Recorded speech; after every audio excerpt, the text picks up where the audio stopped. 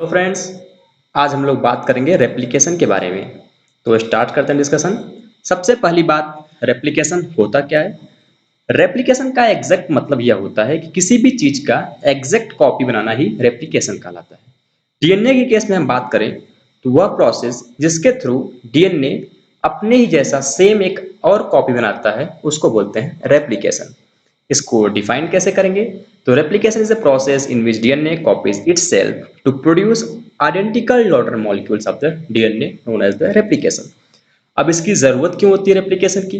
तो इसको सिंपल सा आप ऐसे समझ सकते हैं, जैसे मेरे पास किसी भी चीज का इस बायोकेमिस्ट्री के रेप्लिकेशन का एक ही नोट्स है, और अगर मेरा फ्रेंड्स उस नोट्स को मुझे मांगने आया तो मैं सीधा उस नोट्स को तो उसे दे नहीं दूंगा। मैं क्या करूंगा, उस नोट्स का फोटो कॉपी लूंगा, उस नोट्स का फोटो कॉपी अपने फ्रेंड्स को प्रोवाइड करूंगा। तो यही काम हमारा सेल करता है। मान लीजिए कोई सेल है, इसको पेरेंटल सेल आप बोल सकते हैं। अगर उसे डॉटर सेल बनाना है तो डॉटर सेल के पास भी डीएनए होने चाहिए।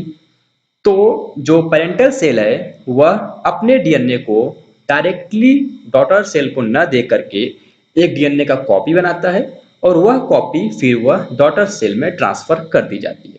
तो इसीलिए रेप्लिकेशन का प्रोसेस होता है। अब हम समझते हैं रेप्लिकेशन का प्रोसेस कैसे होता है, कैसे कोई सेल कोई डीएनए अपना एक अलग कॉपी प्रिपेयर करता है, उसके बारे में हम लोग फर्दर समझते हैं। सबसे पहली बात तो, रेप्लिकेशन जो प्रोसेस है वह सेमी कंजर्वेटिव होता है। इसका मतलब हम लोग समझ जाते हैं, तब अंदर हम डिटेल में पढ़ेंगे। सपोज दैट एक पेरेंटल डीएनए है। हमें पता है डीएनए पेरेंटल है तो उसके अंदर क्या होंगे, दो स्ट्रैंड होंगे। डबल हेलिक्स मॉडल के थ्रू डीएनए के अंदर दो स्ट्रैंड होंगे। तो दो स्ट्रैंड आपको दिखाई दे रहे हैं। सबसे बेसिक फंडा जो रेप्लिकेशन का है, आप समझिए होता क्या है। जो पेरेंटल डीएनए होता है जिसमें दो स्ट्रैंड होते हैं, सबसे पहले वो दो स्ट्रैंड एक दूसरे से अलग होते हैं रेप्लिकेशन में।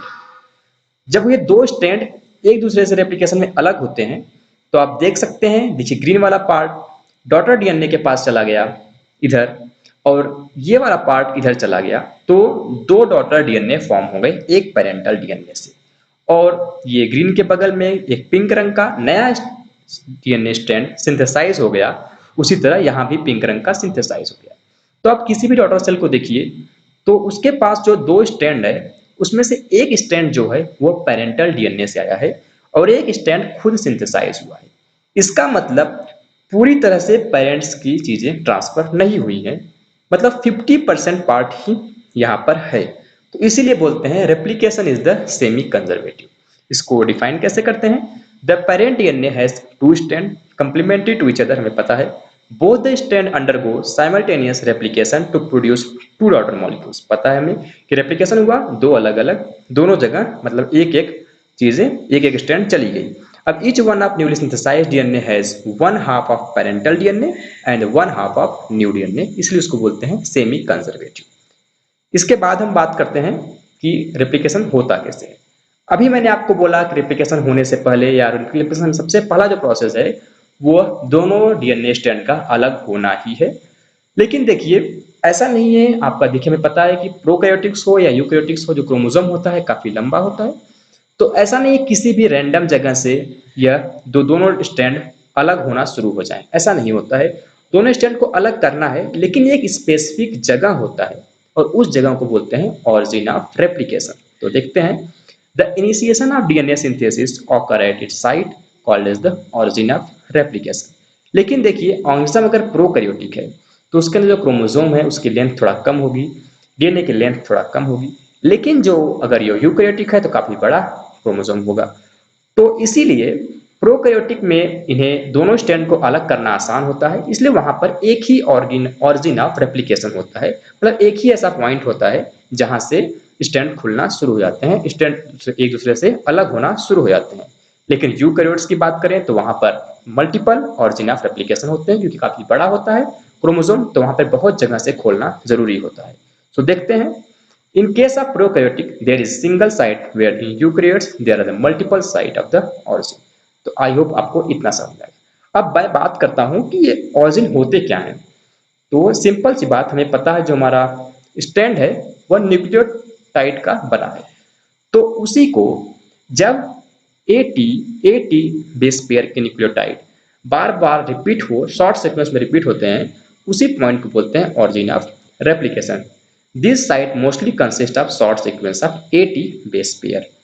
उसके बाद हम देखते हैं 80 बेस पेयर का वो बना होता है, बार बार जब सीक्वेंस ये रिपीट होता है उसी को बोलते हैं ऑरिजिन ऑफ रेप्लिकेशन। वहां से क्या होता है, दोनों स्ट्रैंड जैसे अभी तो डबल हेलिक्स मॉडल के अकॉर्डिंग एक दूसरे से लिपटे हुए रहते हैं, लेकिन इस पॉइंट से जब यहाँ पर एक प्रोटीन होता है, इसको हम लोग बोलते हैं डीएनए ए। देखिए यहाँ पे आपको देख सकते हैं डीएनए, डीएनए प्रोटीन होता है, जब वह इस पॉइंट पर मतलब ऑरिजिन ऑफ रेप्लिकेशन जाकर ज्वाइन करता है, तब वहां से वह दोनों स्टैंड खुलना शुरू हो जाते हैं, मतलब अनवाइंडिंग ऑफ द स्टैंड शुरू हो जाता है। तो हम देखते हैं एक डायग्राम से आपको अच्छा समझ में आएगा। ये समझिए आपका दो स्टैंड है, सिंपल से फॉर्म है, यहाँ पर समझिए कहीं पे ऑरिजिन ऑफ रेप्लिकेशन है। अब क्या होगा, जब डीएनए प्रोटीन जाके बाइंड करेगा तो यह खुलना शुरू हो जाएंगे और कुछ इस तरह से बबल का फॉर्मेशन हो जाएगा, मतलब एक मोटा सा ओपनिंग जैसे दिखेगी, तो उसको बोलते हैं रेप्लिकेशन बबल। अब आपको समझ में आया रेप्लिकेशन बबल क्या होता है। तो एक चीज यहाँ पे और नोट करनी है, जैसे देखिए ये जो स्टेट था, स्टेट स्टैंड था, अब यहाँ से ये कुछ इस तरह से ऊपर चला गया क्योंकि यहाँ पे ओपनिंग हो गई, मतलब जो बीच के बॉन्ड थे वो टूट गए। यहाँ पे हमें पता है दो न्यूक्लियोटाइड के बीच में हाइड्रोजन बॉन्ड होते हैं, तो वो स्टैंड एक दूसरे से जुड़े हुए होते हैं, लेकिन यहाँ पे इन बॉन्ड को तोड़ दिया जाएगा तो ये अलग अलग हो जाएंगे, दूरियां बढ़ जाएंगी। तो इससे क्या होगा, एक रेप्लिकेशन बबल का फॉर्मेशन होगा। जब यहाँ पे रेप्लिकेशन बबल का फॉर्मेशन होगा तो यहाँ पर फिर से डीएनए का रेप्लिकेशन स्टार्ट हो जाएगा। अब एक चीज यहाँ पे समझना है कि रेप्लिकेशन फॉर्क क्या होता है। तो आपको दिखाई दे रहा होगा इस सिंपल सा स्ट्रक्चर जो फॉर्क की तरह दिखाई दे रहा होगा, पहले स्ट्रेट लाइन है फिर ऊपर उठा हुआ है, तो इसको बोलते हैं रेप्लिकेशन फॉर्क। अब हम एक एक करके इन सबको डिफाइन करेंगे। सबसे पहले बात आती है रेप्लिकेशन बबल की। तो the two complementary strand of DNA separate at site of replication to form the bubble. Simple सी बात है, मैंने आपको दिखाया डायग्राम्स में। उसके बाद आता है, देखिए सिंपल सी बात है, जब जहां पे ऑरिजिन ऑफ रेप्लिकेशन ज्यादा होंगे वहां पे जितने ऑरिजिन रेप्लिकेशन उतने रेप्लिकेशन बबल का फॉर्मेशन होगा। तो प्रोकैरियोटिक में एक ही होता है ऑरिजिन ऑफ रेप्लिकेशन, तो यहाँ वहां पे रेप्लिकेशन बबल भी एक होगा, लेकिन यूकैरियोट में ऑरिजिन ऑफ रेप्लिकेशन ज्यादा होते हैं, तो वहां पे रेप्लिकेशन बबल्स भी बहुत ज्यादा बनेंगे। तो यह फंडा होता है। फिर बात करें रेप्लिकेशन फॉर्क क्या होता है। The separation of two strand of parent DNA result in the formation of A replication fork. मैंने आपको डायग्राम्स दिखाया कि किस तरह से फॉर्क का फॉर्मेशन हो रहा था। ये देखिए जो फॉर्क है ना, वहां से ही रेप्लिकेशन स्टार्ट होता है। यह active synthesis of DNA occur in this region. हम लोग कभी पढ़ेंगे कैसे फॉर्म होता है नया डीएनए, उसके बारे में डिस्कस करेंगे। ये बेसिक टर्मिनोलॉजी है जो मैं आपको दिखा रहा हूँ, समझा रहा हूँ, तो आई होप आपको यह समझ में आ रहा होगा। तो एक बार रेप्लिकेशन फॉर्क को देख लेते हैं। रेप्लिकेशन फॉर्क क्या होता है। तो the separation of the two strand of parent DNA result in the formation of replication fork. मैंने डायग्राम्स में आपको दिखाया कि दो स्ट्रैंड सिंपल से स्ट्रेट जा रहे थे, जब वहां पर रेप्लिकेशन बबल्स का फॉर्मेशन हुआ तो दो स्ट्रैंड अपोजिट डायरेक्शन चले गए, मतलब थोड़ा डिफरेंस आ गया उनमें, और फॉर्क लाइक स्ट्रक्चर का फॉर्मेशन हुआ, उसी को बोलते हैं रेप्लिकेशन फॉर्क। और यहाँ पे डीएनए अच्छे अमाउंट में, मतलब डीएनए यहीं पे सिंथेसाइज होता है, तो यह active synthesis of DNA occur in this region. यह हो गया रेप्लिकेशन फॉर्क के बारे में। मैं छोटे छोटे टर्मिनोलॉजी जो है उनको डिस्कस कर रहा हूँ, हालांकि अभी हमें केवल इतना ही पढ़ा कि सबसे पहले क्या होता है, दोनों स्ट्रैंड अलग होते हैं। अब कैसे अलग होते हैं वो चीज हम लोग पढ़ेंगे। देखिए हमें इतना पता है कि जो दो स्ट्रैंड होते हैं उनके जो न्यूक्लियोटाइड हैं एक दूसरे से हाइड्रोजन बॉन्ड के थ्रू जुड़े हुए होते हैं, मतलब दोनों स्ट्रैंड हाइड्रोजन बॉन्ड के थ्रू जुड़े हुए होते हैं, इतना हमें बेसिक पता होता है। तो आप ये डायग्राम्स देखिए, समझिए ये सिंपल सा स्ट्रैंड था, लेकिन यहाँ पे कहीं ऑरिजिन ऑफ रेप्लिकेशन था, ये बबल का फॉर्मेशन हो गया। और जो ब्लैक ब्लैक दिखाई दे रहा है वो क्या है, न्यूक्लियोटाइड हैं, और ये न्यूक्लियोटाइड हाइड्रोजन बॉन्ड से जुड़े हुए हैं। तो कुछ इस तरह से रियल स्ट्रक्चर होता है। अब क्या होगा, हमें सबसे पहले इन दोनों स्ट्रैंड को अलग करना है। तो अलग करने के लिए हम क्या करेंगे, हाइड्रोजन बॉन्ड को तोड़ेंगे। तो कोई इंसान तो वहां जाएगा नहीं तोड़ने, हाइड्रोजन बॉन्ड को तोड़ना है तो उसके लिए एंजाइम लाना पड़ेगा। तो उस एंजाइम को बोलते हैं हेलिकेज एंजाइम, जो कि हाइड्रोजन बॉन्ड को तोड़ता है। तो सिंपल सा आपको यहाँ पे सीजर दिखाई दे रहा होगा जो कि हाइड्रोजन बॉन्ड को ब्रेक कर रहा है, तो इसको बोलते हैं हेलिकेज एक्शन। तो आपको ये डायग्राम समझ में आ जाए। अब हम देखते हैं इसका रिटन फॉर्म। तो डीएनए हेलिकेज होता क्या है। This enzyme bind to the both the DNA strand end of the at the replication fork, मतलब रेप्लिकेशन फॉर्क के दोनों स्टैंड पे ये बाइंड होगा। देखिए दोनों स्टैंड इंपॉर्टेंट है, बोथ द स्टैंड, क्योंकि कई ऐसे एंजाइम आएंगे जो सिंगल स्टैंड पे बाइंड होते हैं, तो उनके बारे में हम लोग पढ़ेंगे। ये क्या करेगा, दोनों स्टैंड पे बाइंड होगा और रेप्लिकेशन फॉर्क से काटना शुरू करेगा हाइड्रोजन बॉन्ड को।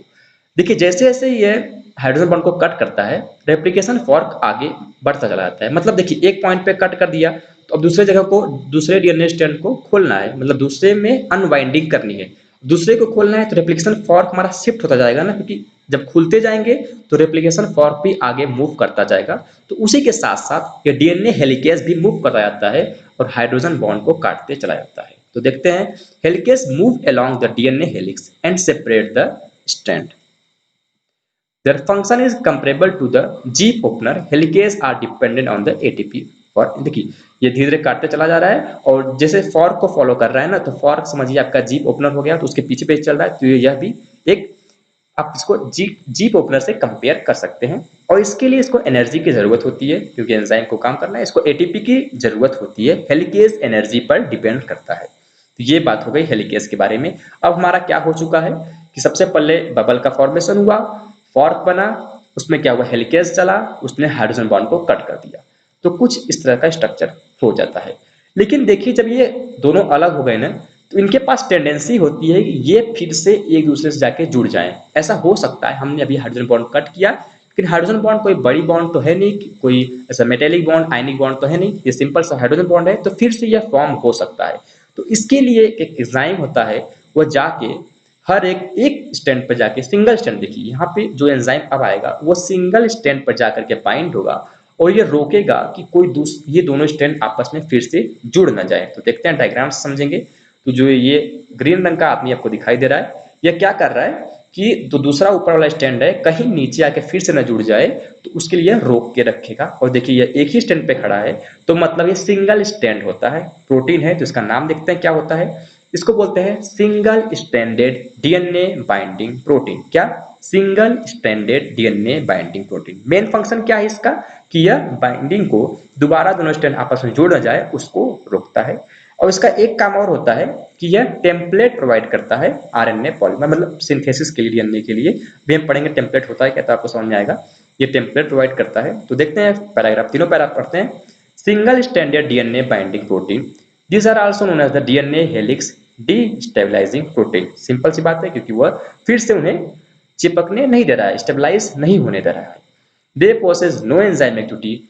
इस एसएसबी प्रोटीन का कोई एंजाइमेटिक काम नहीं होता है, आप खुद ही देख रहे हैं यहाँ पे एंजाइम कोई रोल नहीं प्ले कर रहा है, बस वो रोकने का काम कर रहा है। SSB protein bind only to the single standard DNA, important है। वहां पे आपने उस बंदे को देखा, वो एक ही स्टैंड पे खड़ा था। Keep the two stand separate and provide the template for the new DNA synthesis. तो आप, आई होप आपको समझ में आ गया होगा। उसके बाद ऐसा माना जाता है कि डीएनए के जो न्यूक्लियसेस होते हैं, मतलब जो डीएनए को ब्रेक करने वाले एंजाइम होते हैं, ये इनके काम को भी रोक के रखता है। एक बार हम लोग समराइज फॉर्म में बात करते हैं। तो सबसे पहले क्या हुआ कि हमारा जो डीएनए के दो स्ट्रैंड थे, हमें उन्हें अलग करना था। उन दोनों के बीच में हाइड्रोजन बॉन्ड थे, तो सबसे पहले उस हाइड्रोजन बॉन्ड को तोड़ना पड़ा। उसके लिए हेलिकेज एंजाइम आया।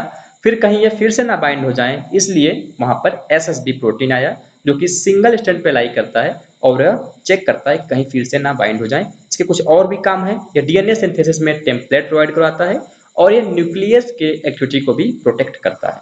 तो कुछ इसके काम हो गए। उसके बाद देखिए क्या होता है, आप इमेजिन कीजिए कि आपके पास बड़ा सा कोई रोप है, दो रोप हैं, वो आपस में वाइंड है, आपस में मिले हुए हैं। अगर आपको उन्हें खोलना है, उन्हें आपको अलग करना है, तो क्या होगा, आप एक जगह से अलग करना शुरू करेंगे तो दूसरे जगह से उसमें और ज्यादा फोल्डिंग आ जाती है। आपको पता होगा ऐसा होता है।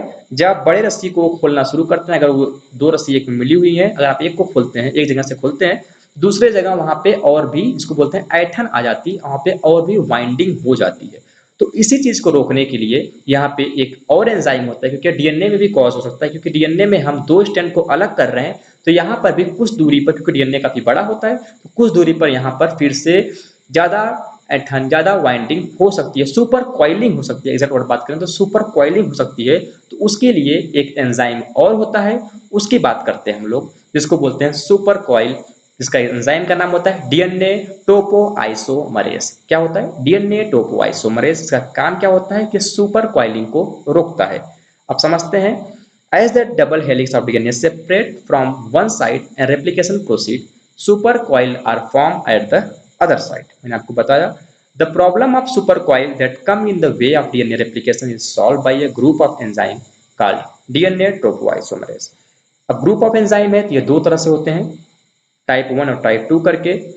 देखिए इस तरह से घुमा के रोटेट करके ये काम करते हैं। तो टाइप होते हैं दो, टाइप 1 और टाइप 2। सिंपल सी बात है, जो टाइप 1 है वो सिंगल स्ट्रैंड को काटेगा, जो टाइप 2 है वो डबल स्ट्रैंड को काटेगा। क्या काटेगा समझिए, जब रस्सी बड़ी है, हमारी मेन प्रॉब्लम क्या है, रस्सी बड़ी है। हमारी मेन प्रॉब्लम क्या है कि डीएनए बड़ा है, इसलिए हमें जब हम अनवाइंडिंग कर रहे हैं तो सुपर कॉइलिंग हो जा रहा है। तो हम क्या कर सकते हैं कि डीएनए को ही छोटा कर दें ना, डीएनए को कट कर दें। तो यही टोपोआइसोमरेज करता है। जो टाइप 1 टोपोआइसोमरेज है वो डीएनए के एक स्ट्रैंड को काटता है और वाइंडिंग अनवाइंडिंग होने के बाद उन्हें जोड़ देता है। लेकिन जो टोपोआइसोमरेज 2 है वो डीएनए के दोनों स्ट्रैंड को कट कर देता है और उन्हें फिर से बाद में लेकिन जोड़ देता है। किसकी वजह से, लाइगेज के हेल्प से जोड़ेगा। तो टाइप 1 लाइगेज एक्टिविटी शो करता है और type 2 DNA gyrase activity show करता है। ये कुछ हो गया टाइपोआइसोमरेज के टाइप्स, जो इस तरह से टोपोआइसोमरेज के टाइप जो कि कुछ इस तरह से काम करते हैं, टाइप 1 और टाइप 2। उसके बाद हम बात करते हैं डीएनए पॉलीमरेज थर्ड के बारे में। सबसे पहली बात, ये नाम कहाँ से आ गया डायरेक्ट, डीएनए पॉलीमरेज थर्ड होता क्या है। तो देखिए हमारा अब डीएनए दोनों स्ट्रैंड अलग अलग हो गए हैं। अब हमें वहां पे नए डीएनए को रेप्लिकेट करना है, नए डीएनए को फॉर्मेशन करना है। अब नए डीएनए का फॉर्मेशन करना है तो किसी मिस्त्री को बुलाना पड़ेगा, किसी मैकेनिक को बुलाना पड़ेगा। तो वो मैकेनिक है हमारा DNA polymerase third. DNA polymerase third क्या है, डीएनए के सिंथेसिस में हेल्प करता है, ये कैटलाइज करता है न्यू डीएनए सिंथेसिस को। लेकिन इसके कुछ शर्तें हैं। देखिए तीन तरह का होता है, DNA polymerase 1, DNA polymerase 2, DNA polymerase 3। लेकिन जो डीएनए पॉलीमरेज 3 है वह मेनली डीएनए के सिंथेसिस करता है। लेकिन इसके शर्त होते हैं, कंडीशन इसमें अप्लाइड होते हैं, बिना उसके वो नहीं करेगा। कंडीशन 1, सबसे पहली कंडीशन क्या होती है, इसको आरएनए प्राइमर की जरूरत होती है। एक बार फिर सुनिएगा, इसको आरएनए प्राइमर की जरूरत होती है। मतलब जो हमारा डीएनए पॉलीमरेज थर्ड है वह किसी भी अनवाइंड स्ट्रैंड पर डायरेक्टली जाकर के डीएनए का सिंथेसिस नहीं करता है जब तक उसे वहां पर एक आरएनए प्राइमर न दिखाई दे। तो ये इसकी पहली कंडीशन होती है। For the synthesis of new DNA a short fragment of RNA is required as a primer. भी हम डिटेल में पढ़ेंगे कि प्राइमर होता क्या है, ये किस तरह से काम करता है। अभी आप कंडीशन 1 बस इतना समझिए कि इसको आरएनए प्राइमर की जरूरत होती है। इसकी दो कंडीशन होती है, एक तो आरएनए प्राइमर और दूसरा होता है पोलैरिटी प्रॉब्लम। इसके पोलैरिटी में प्रॉब्लम होती है, उसको हम समझेंगे, ऐसे आपको नहीं समझ में आएगा। पोलैरिटी प्रॉब्लम क्या होता है, लाइन समझते हैं। सबसे पहले हम समझते हैं आरएनए प्राइमर के बारे में। तो आरएनए प्राइमर जो होता है यह primase enzyme single strand binding protein, अभी हमने पढ़ा ना एसएसबी के साथ, हमने पढ़ा सबसे पहले एसएसबी आ गया। क्या किस लिए आया, वो स्ट्रैंड आपस में बाइंड ना करें उन्हें रोकने के लिए। लेकिन मैंने एक काम और बताया था कि एसएसबी टेम्पलेट प्रोवाइड करता है, किसको, हमारे डीएनए पॉलीमरेज थर्ड को टेम्पलेट प्रोवाइड करता है नए डीएनए के फॉर्मेशन में। तो यही single strand binding protein primase नाम के एंजाइम से मिलकर के एक कॉम्प्लेक्स का फॉर्मेशन करता है जिसको प्राइमोसोम बोलते हैं। और यह प्राइमोसोम डीएनए, यह प्राइमोसोम आरएनए प्राइमर को प्रोड्यूस करता है। समझते हैं क्या है the RNA primer, the enzyme primase is in association with the single stranded binding protein form a complex called as the primosome and produce the RNA primer। तो RNA primer यह होता है। सिंपल सा फंडा इतना है कि RNA प्राइमर का काम क्या है, यह सबसे पहले एक इनिशिएटिव है, मतलब यह ऑर्डर देता है, या बिना इसके प्रेजेंस के डीएनए पॉलीमरेज थर्ड काम नहीं करता है। मतलब इसका काम यही है कि डीएनए पॉलीमरेज थर्ड को काम करवाना। सिंपल सी बात करें तो आरएनए प्राइमर का काम क्या है, डीएनए पॉलीमरेज थर्ड से काम करवाना, बिना इसके वह काम नहीं करेगा। तो हम बात करते हैं सबसे पहले, अब बेसिक फंडा सब कुछ समझते हैं कि रेप्लिकेशन में होता क्या है।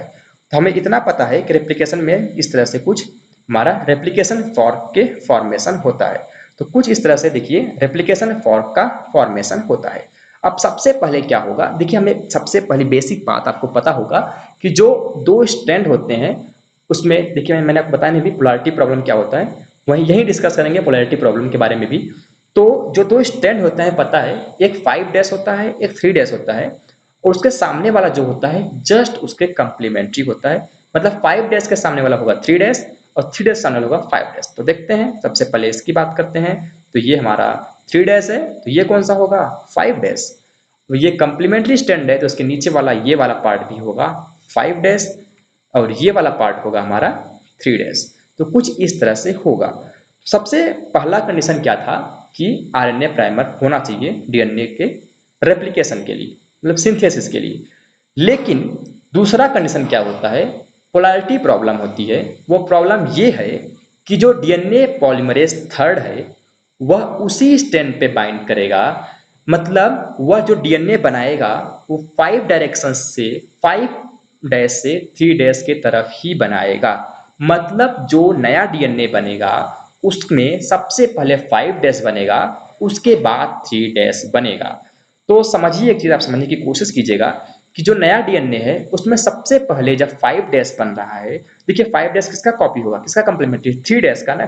तो पेरेंटल डीएनए में जहां 3 डैश आएगा मतलब वहां से डीएनए सिंथेसिस स्टार्ट होगी। फिर से रिपीट करता हूं, डीएनए पॉलीमरेज थर्ड का सेकंड कंडीशन यह है कि वह तभी काम करेगा, मतलब वह जो बनाएगा डीएनए वह 5 डैश से 3 डैश डायरेक्शन में होगा। अब जब नया डीएनए 5 डैश से 3 डैश डायरेक्शन में होगा तो जो पुराना स्ट्रैंड है उसमें 3 डैश टू 5 डैश होना चाहिए, मतलब 3 डैश से ही स्टार्टिंग होगी। तो मैं आपसे पूछूं कि यहाँ पे सिंथेसिस कहाँ से होगा, यहाँ से होगा? नहीं, 3 डैश से होता है। या तो यहाँ से होगा या तो यहाँ से होगा, लेकिन जो बनेगा वो 5 डैश बनेगा। फिर 5 डैश से 3 डैश इस डायरेक्शन में चलेगा। तो आपको इतना समझ में आया कि सबसे पहले स्टार्टिंग कहाँ से होगी, वहां से होगी। यहाँ से तो हो नहीं सकता क्योंकि अभी यहाँ पर अनवाइंडिंग ही नहीं हुई है। दो स्टैंड अलग होंगे तभी होगा। तो स्टार्ट कहाँ से होगा, यहाँ से होगा। तो हम उसको समझते हैं। सबसे पहले क्या होगा, यहाँ पे आरएनए पॉलीमर आएगा। तो समझिए ये डीएनए पॉलीमरेज थर्ड हमारा आ गया, लेकिन अभी यह काम नहीं करेगा। ये बोलेगा जब तक आरएनए पॉलीमरेज नहीं आएगा, सॉरी आरएनए प्राइमर नहीं आएगा तब तक मैं काम नहीं करूंगा। तो मैंने आरएनए प्राइमर को यहाँ पर लाके रख दिया। अभी देख के आरएनए प्राइमर को खुश हो जाएगा और जाएगा अपना काम करने, मतलब डीएनए सिंथेसिस करना शुरू करेगा। सबसे पहले क्या करेगा, ये यह जाएगा 3 डैश पे बाइंड करेगा आरएनए प्राइमर के साथ और नया जो डीएनए बनाएगा उसकी डायरेक्शन बनाएगा 5 डैश टू 3 डैश डायरेक्शन में। यह डीएनए को फॉर्मेशन शुरू कर देगा। डीएनए के फॉर्मेशन चाहिए क्या, इसको न्यूक्लियोटाइड चाहिए जो कि सेल से मिल जाएंगे। हमारे सेल के साइटोप्लाज्म में बहुत से न्यूक्लियोटाइड होंगे, न्यूक्लियोप्लाज्म में न्यूक्लियोटाइड होंगे। तो यहाँ से लेकर के वह फॉर्मेशन कर देगा नए स्टैंड का। अभी हम लोग पढ़ेंगे स्टैंड के फॉर्मेशन कैसे होता है। बस अभी समझिए कि किस तरह से कर रहा है। डीएनए पॉलीमरेज का कंडीशन क्या है। सबसे पहली बात तो वह बिना आरएनए प्राइमर को नहीं बनाएगा। दूसरी बात कि यह जो नया डीएनए बनेगा उसका डायरेक्शन 5 डैश से 3 डैश डायरेक्शन ही होगा, मतलब पेरेंटल का 3 डैश टू 5 डैश के डायरेक्शन में यह चलेगा। देखिए मुझे पता है कि इसमें रेप्लिकेशन फॉर्क कहाँ पर है। तो जो आपको ये दिखाई दे रहा है यह है रेप्लिकेशन फॉर्क। तो जो ये सिंथेसिस हो रहा है ये रेप्लिकेशन फॉर्क के टूवर्ड्स हो रहा है। तो सिंथेसिस है रेप्लिकेशन फॉर्क के टूवर्ड्स है। देखिए ये हमारा इस तरह से हो गया, आपको समझ में आ गया। लेकिन आप सोचिए अभी तो केवल एक बार में 3 डैश तो यहीं पर था, तो क्या केवल यहीं से स्टार्टिंग होगी डीएनए की? तो मतलब इसका कि यह स्टैंड कभी डीएनए फॉर्म नहीं करेगा, ऐसा तो होगा नहीं, क्योंकि हमें पता है दोनों स्टैंड को कॉपी बनानी है अपनी अपनी। तो इस स्टैंड में किस तरह से हम करें, यहाँ से तो स्टार्ट अपने 3 डैश से तो स्टार्ट कर नहीं सकते क्योंकि यहाँ पे अभी अनवाइंडिंग ही नहीं हुई है, और 5 डैश तो खाली है लेकिन 5 डैश से स्टार्ट नहीं करेगा। तो मैं क्या करूंगा, या सेल क्या करेगा, अब आरएनए प्राइमर को लाना है, डीएनए पॉलीमरेज पे काम करवाना है, लेकिन डीएनए पॉलीमरेज थर्ड वही काम करेगा, 3 डैश डायरेक्शन से शुरू करेगा जो नया डीएनए है क्योंकि उसको बनाना है 5 डैश से।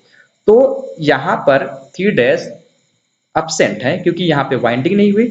तो आरएनए पॉलीमरेज क्या करेगा, कहीं भी आकर के रैंडमली यहाँ पे बाइंड कर जाएगा। सपोज दैट आप यहाँ देख सकते हैं इस तरह से ये बाइंड कर गया। अब ये क्या है, इसके रिस्पेक्ट में ये 3 डैश है। देखिए इसके रिस्पेक्ट में ये 5 डैश है, ये समझिए 3 डैश है। तो यहाँ से अब ऐसे फॉर्मेशन हो सकता है। इस डायरेक्शन में नहीं होगा, यह इस डायरेक्शन में होगा। अब क्या करेगा हमारा डीएनए पॉलीमरेज आके यहाँ बाइंड होगा और डीएनए पॉलीमरेज बाइंड होके इस डायरेक्शन में फॉर्मेशन कर देगा। तो यहाँ पे इस तरह से फॉर्म हो जाएगा। लेकिन आप सोचिए, देखिए जब यह धीरे धीरे क्या होगा, हमारा रेप्लिकेशन फॉर्क जो है वह ऐसे शिफ्ट होता जाएगा, क्योंकि आगे अनवाइंडिंग होती जाएगी, वह राइट साइड हमारे शिफ्ट होता जाएगा। लेकिन और ये वाला चेन जो है वो बनता जाएगा, मतलब सीधा बनता चला जा रहा है। लेकिन इसकी बात कीजिए, जब यह आगे चला जाएगा, यहाँ पे कहीं स्टैंड और बड़ा हो जाएगा, ये तो केवल इस डायरेक्शन में कॉपी कर रहा है, तो क्या पिछला वाला पार्ट छूट जाएगा?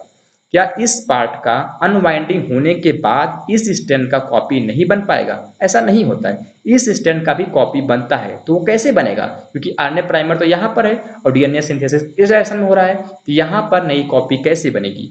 तो उसके लिए क्या होगा, इस आरएनए प्राइमर को पीछे जंप करना पड़ेगा, कुछ इस तरह यहाँ पे जंप करेगा, फिर यहाँ पे डीएनए पॉलीमरेज थर्ड आके जुड़ेगा और फिर यह इस डायरेक्शन में सिंथेसिस करेगा, फिर यह यहाँ पर इस तरह से फॉर्म करेगा।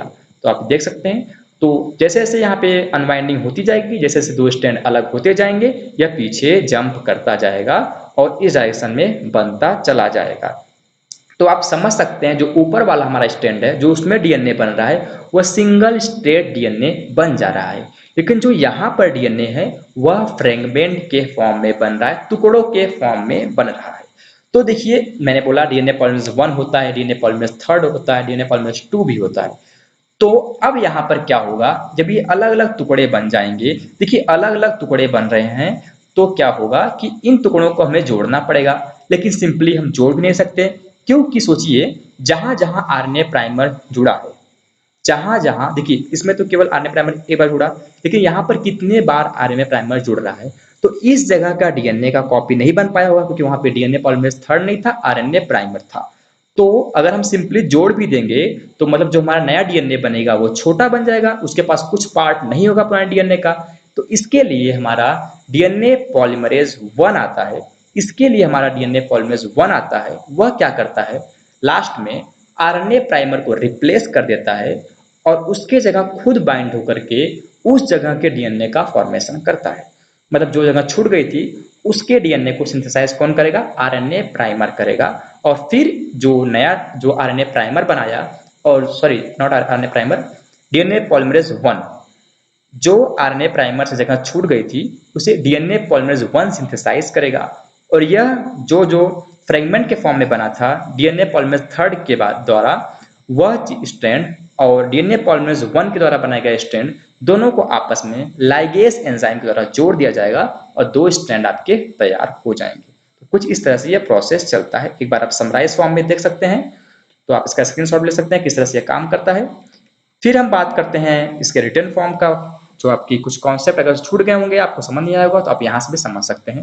सबसे पहले, the synthesis of new DNA strand catalysed bye DNA polymerase third occur in the 5 से 3 डायरेक्शन, 5 to 3 डायरेक्शन में ही नए डीएनए का फॉर्मेशन होता है। इसके लिए उसको पेरेंटल डीएनए का 3 to 5 फॉलो करना पड़ता है। The synthesis of 2 new DNA strands simultaneously take place in the opposite direction. One is in the 5 to 3 direction toward the replication fork, which is continuous. मैंने आपको दिखाया ऊपर वाला. The other in a direction 5 to 3 away from the replication fork, which is a discontinuous. देखिए, जो नया छोटा डिकंटिन्यूअस में छोटा छोटा फ्रेगमेंट बनाना, छोटा छोटा पीस बना, उसको बोलते हैं ओकाजाकी पीस। तो ओकाजाकी पीस करें पढ़ते हैं, the small fragment of the discontinuous synthesized DNA is called as the Okazaki piece. These are produced on the lagging strand of the parent DNA. Okazaki pieces are later joined to form a continuous strand of DNA. पता है कि बाद में joint होते हैं, कैसे joint होते हैं, डीएनए पॉलीमरेज 1 आरएनए प्राइमर को हटा करके वहां का कुछ डीएनए जो बच जाता है कॉपी होना, उसको कॉपी करता है, फिर इन सबको आपस में जोड़ा जाता है लाइगेस के द्वारा. तो DNA polymerase 1 and DNA ligase are responsible for this process. अभी इसके बारे में डिटेल में आगे लिखा हुआ है, आगे स्लाइड में. ये कुछ इस तरह से हमारा स्ट्रैंड बनता है. अब हम बात करेंगे कि देखिए कुछ चीजें हैं, जैसे द इनकमिंग डीऑक्सीराइबोन्यूक्लियोटाइड. मैंने बोला कि चाहिए क्या, अगर डीएनए बनाना है, डीएनए बना किसका होता है, डीएनए बना होता है न्यूक्लियोटाइड का, मतलब डीऑक्सीराइबोन्यूक्लियोटाइड का. तो उसके लिए जो डीऑक्सीराइबोन्यूक्लियोटाइड है वो कहाँ से आएगा, साइटोप्लाज्म या न्यूक्लियोप्लाज्म से आएगा, वहां से आएगा. ये आता कहाँ पे है, 3 end of growing DNA chain. मैंने बोला क्योंकि स्टार्टिंग कहाँ, देखिए जो नया डीएनए बन रहा है 5 to 3 बन रहा है, तो रिक्वायरमेंट कहाँ पे होगी, 3 पे, क्योंकि नया वाला अभी 3 पे जरूरत पड़ेगी ना, 5 तो बन चुका है, तो 3 end of growing DNA chain पे आता है। A molecule of pyrophosphate is removed with the addition of each nucleotide. देखिए ये इंपॉर्टेंट है, जब न्यूक्लियोटाइड ऐड होता है तो वहां पे एटीपी भी जाता है, तो डीएटीपी मैंने आपको बताया, डीएटीपी आता है। तो जो एटीपी में 3 फॉस्फेट हैं, उसमें से एक फॉस्फेट का जो एक फॉस्फेट है यूज हो जाता है किसके लिए, बॉन्ड फॉर्मेशन के लिए। पता है फॉस्फेट के बॉन्ड प्रेजेंट होते हैं सिंगल चेन में। तो देखिए मैं आपको दिखाता हूं इस डायग्राम्स में, आप यहाँ पे देख सकते हैं। देखिए अभी एटी जुड़ा हुआ है और ये जीसी जुड़ा हुआ है, तो ये आपस में देखिए फॉस्फेट डाइस्टर बॉन्ड से जुड़े हुए होते हैं, फॉस्फेट डाइस्टर बॉन्ड जुड़े हुए होते हैं। तो यहाँ पर जब मतलब एटीपी आया तो उसका एक फॉस्फेट यहाँ पे बॉन्ड बना लेता है और 2 फॉस्फेट रिलीज हो जाते हैं। तो a molecule of pyrophosphate is removed with the addition of each nucleotide. The template DNA strand determine the base sequence of newly synthesized complementary DNA। Simple सी बात है, जैसे मान लीजिए जो पेरेंटल डीएनए था, ये मान लीजिए पेरेंटल डीएनए पूरा सा है, उसमें TGAT है, तो जो नया जो कॉपी बन रहा है, जो नया जो कॉपी बनेगा तो उसमें भी वही फॉलो करना पड़ेगा, क्योंकि नई सिंथेसाइज हो रहा है तो उसके कंप्लीमेंट्री ही फॉलो करना पड़ता है। तो the template DNA strand determine the base sequence of newly synthesize complementary DNA. तो आई होप आपको इतना समझ में आया, क्योंकि देखिए कंप्लीमेंट्री हमें पता है कंप्लीमेंट्री का ही फॉर्मेशन होता है, तो कुछ इस तरह से नए नए फॉर्म हो जाएंगे। तो यह हो गया फॉर्मेशन। उसके बाद हम लोग देखते हैं डीएनए पॉलीमरेज के टाइप्स के बारे में, कि मैंने बताया आपको 3 तरह के होते हैं, DNA polymerase 1, DNA polymerase 2, DNA polymerase 3। तो डीएनए पॉलीमरेज 1 का काम मैंने बताया आपको क्या, कि यह आरएनए प्राइमर को हटाता है, उसका पोजीशन लेता है, फिर यह डीएनए पॉलीमरेज 1 क्या होता है, जिस डायरेक्शन में आरएनए प्राइमर, जहां पे आरएनए प्राइमर था तो वहां पे देखिए कॉपी नहीं बन पाया होगा, तो उस पार्ट का डीएनए वह बनाता है, उस पार्ट के डीएनए का सिंथेसाइज करता है फ्रेगमेंट के फॉर्म में। यह भी 5 to 3 डायरेक्शन में ही काम करता है। डीएनए पॉलीमरेज 2 की बात करें तो लाइफ में देखिए डीएनए बनने के बाद कभी भी थोड़ा बहुत टूट फूट हो सकती है, तो उसका रिपेयरिंग करने का काम होता है डीएनए पॉलीमरेज 2 का। फिर बात करते हैं डीएनए पॉलीमरेज 3 की, तो सारी रामायण डीएनए पॉलीमरेज 3 की थी, पूरे synthesize of the new DNA by the DNA polymerase 3। इसका एक और इंपॉर्टेंट काम होता है, यह प्रूफ रीडिंग एक्टिविटी भी शो करता है। अब बात करते हैं प्रूफ रीडिंग एक्टिविटी क्या होता है। तो प्रूफ रीडिंग एक्टिविटी का मतलब होता है कि कहीं ऐसा ना हो जाए कि जो न्यूक्लियोटाइड हमें लगाना है उसके बजाय दूसरा न्यूक्लियोटाइड आके वहां पे अटैच हो जाए। तो डीएनए पॉलीमरेज 3 क्या करता है, चेक करता है कि कहीं गलती से दूसरा न्यूक्लियोटाइड ना ऐड हो जाए, और अगर ऐड भी हो गया तो वह उस न्यूक्लियोटाइड को हटा करके जिसकी जरूरत थी, जो वहां पर होना चाहिए, उसको ऐड करता है। तो यह proof reading function of DNA polymerase 3 होता है। It check the incoming nucleotide and allow only the correctly matched bases to added to the growing DNA strand. Further, the DNA polymerase edit its mistake and remove the wrongly placed nucleotide base। ये सब चीजें आपको explain की। उसके बाद बात करते हैं replacement of RNA primer bye DNA, जो मैंने आपको समझा दिया, लेकिन देखते हैं यहाँ पे the synthesis of new DNA strand continuous till it is in close proximity to the RNA primer. फिर बात करते हैं the DNA polymerase 1 come in the picture, it remove the RNA primer and take its position. DNA polymerase catalyse the synthesis of a fragment of DNA that replace RNA primer. The enzyme DNA ligase catalyse the formation of a phosphodiester linkage between DNA synthesized bye DNA polymerase 3 and the small fragment of the DNA produced by DNA polymerase 1।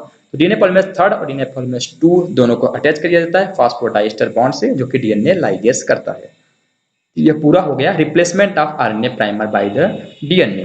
तो I hope आपको यह replication समझ में आया।